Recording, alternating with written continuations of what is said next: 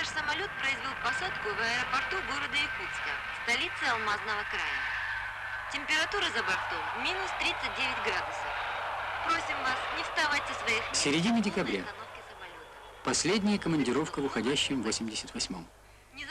Задание – снять сюжеты для киножурнала. Добраться в Якутск не так уж просто. Препятствий много. Расстояние, погода, аэрофлот с его надежностью и комфортом.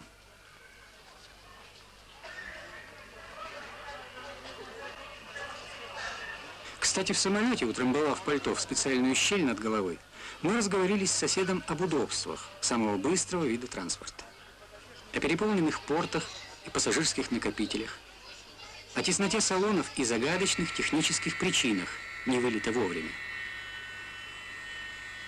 Так пришла мысль снять первый сюжет, не отходя далеко от кассы Аэрофлота. Дать нам интервью согласился начальник авиационно-технической базы Якутского объединенного авиаотряда Гришуков. Валерий Иванович, нередко случается задержка рейсов по техническим причинам, то есть по вине вашей службы. В чем тут дело?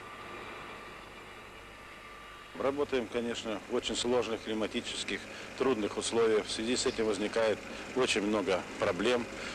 Одна из них в обеспечении самолетами, новыми самолетами, которых приходят еще на сегодняшний день на замену, в том числе самолета Ан-12, который эксплуатируем больше 25 лет, и замены ему нет. В связи с этим приходится решать сложные технические проблемы по продлению ресурсов этих самолетов, поскольку другие самолеты в аэропорты Якутии летать практически не могут. Много нерешенных социальных проблем, которые являются сегодня значительным тормозом.